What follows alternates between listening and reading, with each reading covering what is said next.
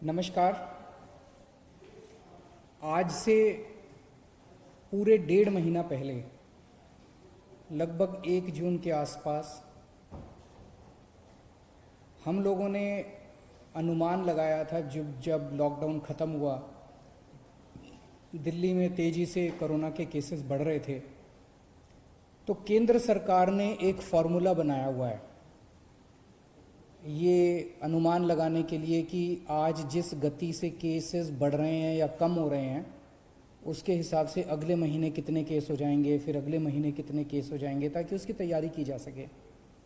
तो जो केंद्र सरकार का जो फार्मूला था, उस फार्मूले के हिसाब से हम लोगों ने जून के पहले हफ्ते में अनुमान लगाया था कि अगर इसी रफ्तार से केसेस बढ़ते रहे तो 30 जून को कितने केस हो जाएंगे, 15 जुलाई को कितने केस हो जाएंगे और 31 जुलाई को कितने केस हो जाएंगे। और वो अनुमान हमने आप सब लोगों के सामने रखा था। उस अनुमान के मुताबिक 15 जुलाई तक ये अनुमान था कि आज तक 2.25 लाख केस होने का अनुमान था। उस फॉर्मूले के हिसाब से जून में जिस तेजी से केस बढ़ रहे थे पहले हफ्ते में, उसके हिसाब से केंद्र सरकार के फॉर्मूले के हिसाब से आज तक 2.25 लाख केस हो जाने चाहिए थे दिल्ली में टोटल। उसमें से 1,34,000 एक्टिव केसेस होने चाहिए थे और इन एक्टिव केसेस के लिए लगभग 34,000 बेड्स की जरूरत थी। लेकिन पिछले 1.5 महीने में जिस तरह से हम सब लोगों ने मिलकर, दिल्ली के 2 करोड़ लोगों ने मिलके, दिल्ली सरकार ने मिलके, केंद्र सरकार ने मिलके, सब लोगों ने मिलके जो प्रयास किए, आज अनुमान था कि 2.25 लाख केसेस होंगे, लेकिन हकीकत में आज उसके आधे केसेस हैं। 1,15,000 केसेस आज हुए हैं। अनुमान था कि 1,34,000 केस एक्टिव होंगे, लेकिन आज केवल 18,600 केस एक्टिव हैं। अनुमान था 1,34,000 केस एक्टिव होंगे, केवल 18,600 केस एक्टिव हैं। और अनुमान था कि 34,000 अस्पतालों में बेड्स की जरूरत पड़ेगी। अस्पतालों में, कोविड सेंटर वगैरह में, अस्पतालों में 34,000 बेड्स की जरूरत पड़ेगी। आज केवल 4,000 बेड्स की दिल्ली के अंदर ज़रूरत पड़ रही है। हमने 15,500 बेड्स का इंतज़ाम कर लिया है, लेकिन आज उनमें केवल 4,000 बेड भरे हुए हैं, बाकी सारे बेड खाली हैं। तो स्थिति काफ़ी नियंत्रण में नज़र आ रही है आज। लेकिन मैं बार बार ये कहता हूँ कि हमें कॉम्प्लेसेंट नहीं होना, हमें इसके बारे में ये नहीं होना कि अब सब ठीक हो गया। कभी भी कोरोना बढ़ सकता है, उसकी तैयारी हमें जारी रखनी है। आज हमारी जो स्थिति है इसके लिए, और जो आज स्थिति को हमने पिछले 1.5 महीने रात दिन मेहनत करके हम लोगों ने ठीक किया है, इसके लिए मैं सब लोगों का शुक्रिया अदा करना चाहता हूँ। खासकर दिल्ली के अपने 2 करोड़ लोगों का, उन सब लोगों का जिन लोगों ने दिल्ली में कोरोना की स्थिति पे काबू पाने में मदद की, उन सब लोगों का मैं तहे दिल से शुक्रिया अदा करना चाहता हूँ। क्योंकि मैं ये मानता हूँ, ये मेरी वजह से नहीं हुआ, ये केजरीवाल की वजह से नहीं हुआ, ये हमारे मंत्रियों की वजह से नहीं हुआ। ये जो हो पाया, ये हमारे लोगों की वजह से, हमारे डॉक्टर्स की वजह से, हमारे नर्सेस की वजह से, हमारे कोरोना वॉरियर्स की वजह से, जो रात दिन अपनी जान की परवाह किए बिना आगे आके काम कर रहे हैं। इस दौरान हमने पिछले 1.5 महीने में 3 सिद्धांतों के ऊपर काम किया है। पहला सिद्धांत, हमने ये महसूस किया और ये निष्कर्ष हमारा निकला कि कोरोना इतनी बड़ी महामारी है, इतनी बड़ी महामारी है कि इसको अकेले नहीं जीता जा सकता। अगर दिल्ली सरकार ये सोचती कि इसको हम अकेले जीत लेंगे तो हम फेल हो जाते हैं। इसलिए हमने सबका साथ मांगा। हम केंद्र सरकार के पास भी गए, हम होटल वालों के पास भी गए, हम प्राइवेट हॉस्पिटल वालों के पास भी गए, हम बैंक्वेट हॉल वालों के पास भी गए, हम एनजीओज के पास भी गए, हम धार्मिक संगठन वालों के पास भी गए, हम सबके पास गए। तो पहला हमारा सिद्धांत था कि इस लड़ाई को अकेले नहीं जीता जा सकता, और इसमें हमने सभी पार्टियों का साथ लिया। आज मैं सभी पार्टियों का, बीजेपी का, कांग्रेस का, सबका शुक्रिया अदा करना चाहता हूं। दूसरा सिद्धांत हमने अपनाया कि जब चीजें गलत चल रही थी तो हर व्यक्ति कमियां निकाल रहा था। हमने उस पर नाराजगी जाहिर नहीं की, हमने उस पर गुस्सा नहीं किया। जो भी कमी निकाल रहा था, चाहे वो मीडिया वाले हों, चाहे कोई भी उस पर रिकॉर्ड करके सोशल मीडिया पे डालता, कोई भी कहीं से कोई भी हमें गलती बताता था, उसको नोट कर लेते थे और उस गलती को सुधारने की कोशिश करते थे। यही कारण है जिस एलएनजेपी अस्पताल के बारे में पहले जून के पहले हफ्ते के अंदर इतना उसके अंदर नुक्स निकाले जा रहे थे, हमने एक नुक्स नोट किया। जिन जिन पत्रकारों ने स्टोरीज की, मैंने खुद कई पत्रकारों को फोन करके, एडिटर्स को फोन करके पूछा कि आप हमें बताइए कि कहां कमियां और कैसे ठीक करें, और उन कमियों को नोट करके उन कमियों को हमने दूर करने की कोशिश की। मुझे बेहद खुशी है कि जिस एलएनजेपी अस्पताल के बारे में इतनी बुराई की जा रही थी, आज उसकी इतनी तारीफ की जा रही है। और ये सारा श्रेय मैं हमारे एलएनजेपी हॉस्पिटल के डॉक्टर्स, नर्सेज और उनके एडमिनिस्ट्रेशन और मेडिकल सुपरिंटेंडेंट और वहाँ के डायरेक्टर को देना चाहता हूँ, जिन्होंने बहुत मेहनत की है। तो दूसरा सिद्धांत हमारा था कि हमने कभी भी जो हमारे क्रिटिक्स थे, जो हमारी बुराई कर रहे थे, उनकी बातों का बुरा नहीं माना, और उनसे हम लोगों ने अपनी कमियां हम नोट करते गए और उसको ठीक किया। और तीसरी चीज, हम सब लोगों ने मिलकर हार नहीं मानी। ऐसा कोई पल नहीं आया जब हमें लगा यार अब स्थिति हमारे कंट्रोल में नहीं, अब हम कुछ नहीं कर सकते। क्योंकि अगर हम हार मान लेते तो पता नहीं कितनी मौतें हो जाती। हम लगे रहे। हमें यकीन था कि मेहनत अंत पंत में काम आएगी। सब लोग कह रहे हैं कि दिल्ली मॉडल, प्रधानमंत्री जी ने दिल्ली मॉडल की तारीफ की कि दिल्ली मॉडल लागू होना चाहिए बाकी इलाकों में। ये दिल्ली मॉडल आखिर है क्या? इसमें सबसे पहली चीज थी, जैसा मैंने बताया, इस दिल्ली मॉडल की बुनियाद है कलेक्टिविटी, टीम वर्क, सबको साथ लेके चलना।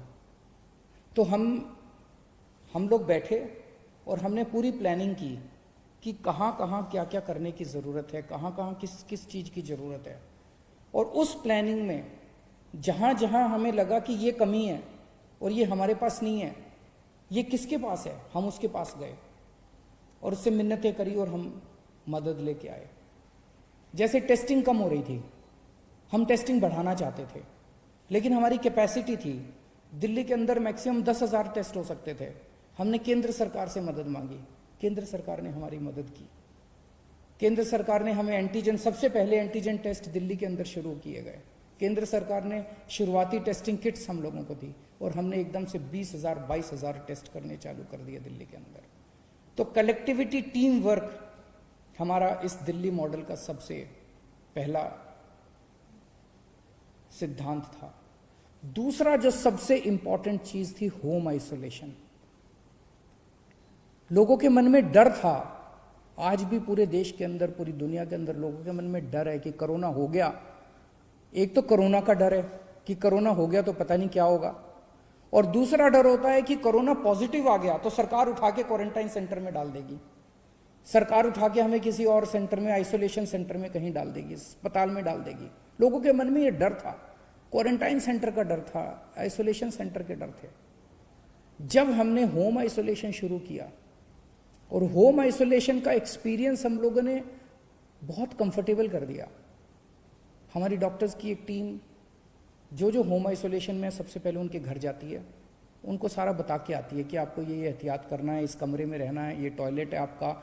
उनके घर का इंस्पेक्शन करके आती है, मुआयना करके आती है, सारा सिखा के आती है। उनको एक ऑक्सीमीटर दे के आते हैं कि 2-2 घंटे में अपनी ऑक्सीजन नापते रहना। अगर ऑक्सीजन कम हो जाए तो आप हमें फ़ोन कर देना, हम आपको अस्पताल ले जाएंगे, आपको चिंता करने की ज़रूरत नहीं है। उनको जब तक उनका कोरोना ठीक नहीं हो जाता, अगले 10-12 दिन तक रोज़ उन लोगों को फ़ोन जाता है, डॉक्टर्स का फ़ोन जाता है और वो उनसे पूछते हैं क्या हाल है, ठीक हो, कोई दिक्कत तो नहीं है। उनको टेली काउंसलिंग की जाती है होम आइसोलेशन वालों को। इस वजह से लोगों को कोरोना होने के बावजूद भी उनका एक्सपीरियंस, लगभग 80 से 90% पेशेंट्स होम आइसोलेशन के अंदर आज उनका इलाज चल रहा है। दिल्ली के अंदर होम आइसोलेशन इतना शानदार तरीके से लागू किया गया कि उसकी चर्चा आज सब जगह चल रही है। इस होम आइसोलेशन का फ़ायदा ये हुआ कि पहले लोग अपना टेस्टिंग कराने से डरते थे। उनको ये लगता था टेस्ट हुआ और पॉजिटिव आ गया तो मेरे को उठा के क्वारंटाइन सेंटर में डाल देंगे। आज भी मैं जानता हूं कि कई राज्यों के अंदर इसी वजह से टेस्टिंग नहीं करा रहे, क्योंकि वहाँ होम आइसोलेशन नहीं है। वहाँ पे जो पॉजिटिव आता है, चाहे माइल्ड हो चाहे एसिम्टोमेटिक हो, उसको उठा के क्वारंटाइन सेंटर में डाल दिया जाता है। तो कोई टेस्ट नहीं कराना चाहता, कोई जब तक अस्पताल जाने की मजबूरी ना, इतना सीरियस ना हो जाए, तब तक कोई टेस्ट नहीं कराना चाहता। और जब वो टेस्ट नहीं कराता तो वो समाज में घूमता रहता है और 10 और लोगों को कोरोना कर देता है। तो हमने होम आइसोलेशन किया, लोगों का डर खत्म हुआ, इस वजह से लोगों ने खूब टेस्टिंग करवानी चालू कर दी।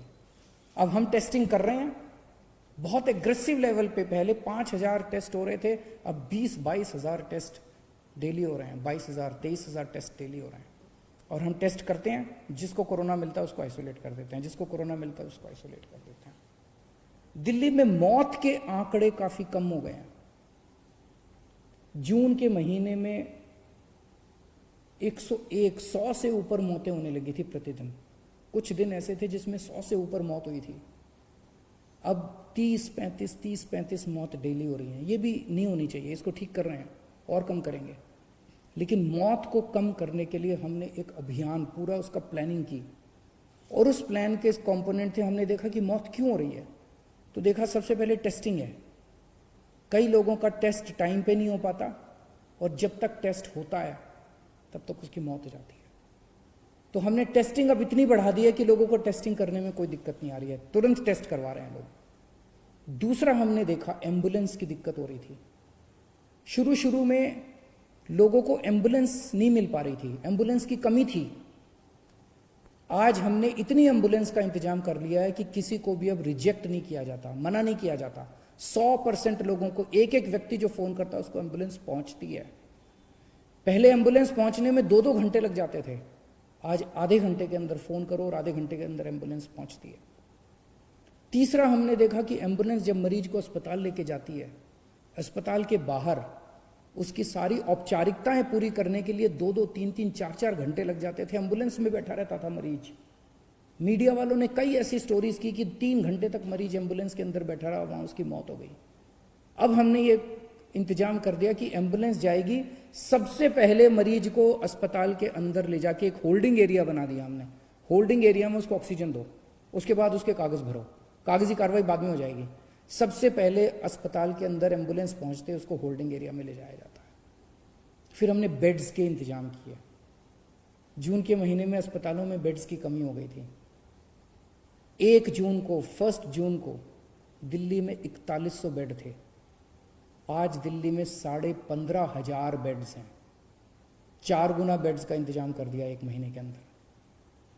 1 जून को दिल्ली में केवल मात्र 300 आईसीयू थे, आज दिल्ली में 2100 आईसीयू बेड्स हैं, और 2100 में से केवल 1000 भरे हुए हैं, 1100 आईसीयू बेड्स खाली पड़े हुए हैं।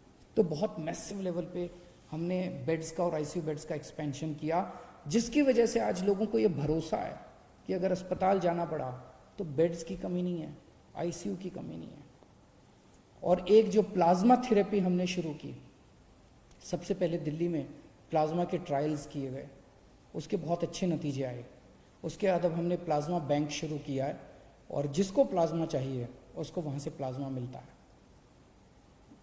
जब तक वैक्सीन नहीं आ जाता तब तक प्लाज्मा, मैं ये तो नहीं कहूँगा कि सबकी जान बचा लेता है, लेकिन काफ़ी लोगों की जान बचाने में प्लाज्मा मदद करता है।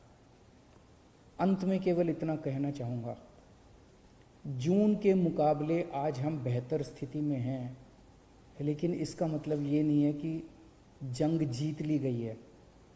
अभी रास्ता बहुत लंबा बाकी है। कभी भी कोरोना फिर से बढ़ सकता है। हमें बिल्कुल भी कॉम्प्लेसेंट नहीं होना, हमें बिल्कुल भी हाथ पे हाथ रख के नहीं बैठना, अपनी तैयारियां पूरी रखनी है, हमेशा मास्क पहन के घूमना है, सोशल डिस्टेंसिंग फॉलो करनी है, अपने हाथ धोते रहना है, अपनी सेफ्टी अपने हाथ में है। आज हम बेहतर स्थिति में, ये बेहतर स्थिति बनी रहे, स्थिति ना बिगड़े, ऐसे मैं प्रभु से कामना करता हूँ। बहुत बहुत शुक्रिया।